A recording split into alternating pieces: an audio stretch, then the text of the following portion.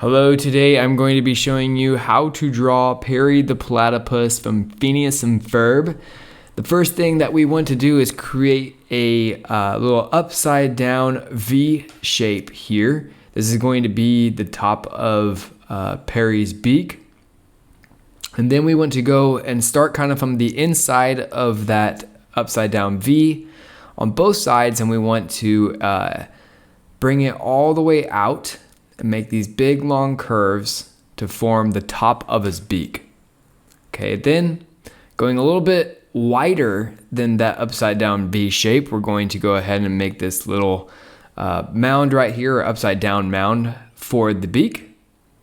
Now moving on to the eyes, we're going to draw these little incomplete ovals, right? And I say incomplete because you'll notice that I'm not having them touch. And the reason why is because Perry looks very serious, so we're going to give him these big kind of brooding eyebrows, right?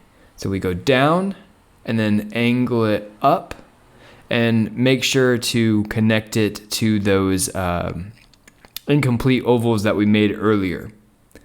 Now we can do a kind of half circle coming out from those brooding eyebrows.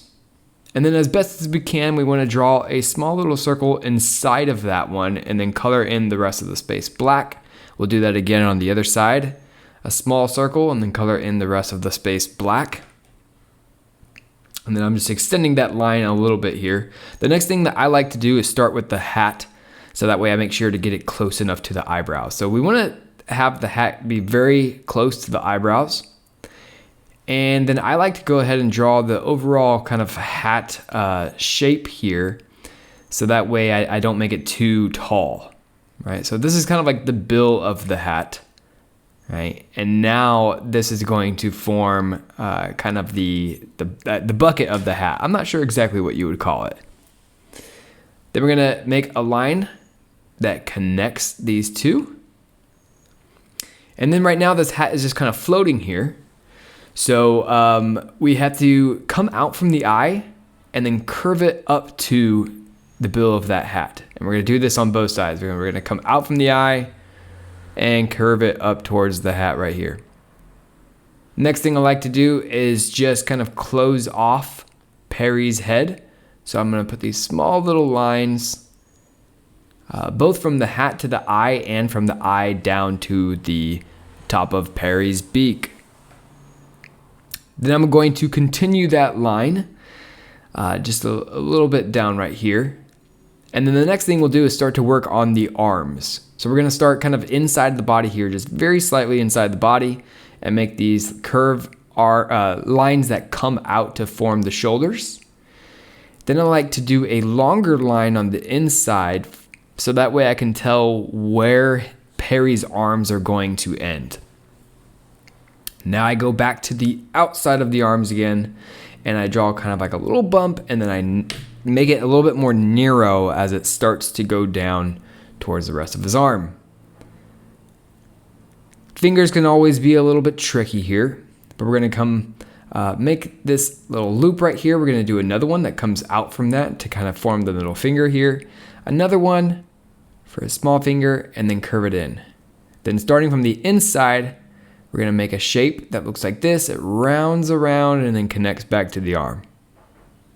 Right? And if your hands don't look perfect, don't worry about it. It's just practice. We're going to do that same thing coming out here. Make a little loop that goes down. We're going to bring that middle finger out from the first finger that we drew. And then we're going to form that small finger. And again, it's going to come in and kind of have like this little bump on it, just like this. And then again, to form the thumb, we start from the inside, create this little thumb shape, and then we curve it and round it back towards the arm. We got Perry's hands, and we can go ahead and finish up on the rest of his body. So we're just gonna again extend these lines down, and I like to angle the lines. I don't know if you can really see it on the camera right here, but I like to angle the lines just slightly inwards towards the end there. For the legs, we have these two, again, kind of like a V shape, kind of like a hill shape that comes out. And then before drawing the rest of his legs, I like to put this horizontal curved line in, so that way I could then draw the rest of his legs coming out from it.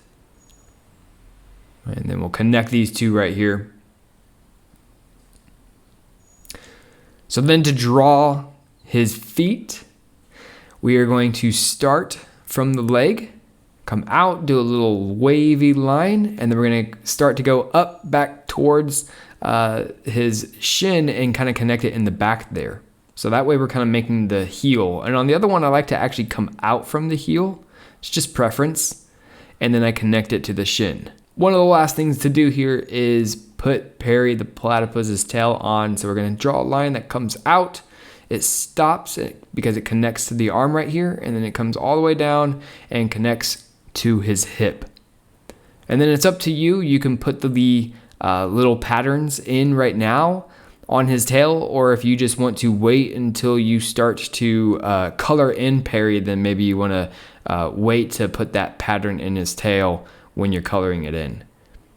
I'm going to go ahead and put the pattern in right here.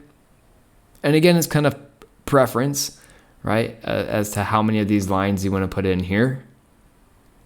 But now that is it. We have a completed Perry the platypus. I hope this video helped you out, that you learned something. If you did, please like and subscribe, and I will see you next time.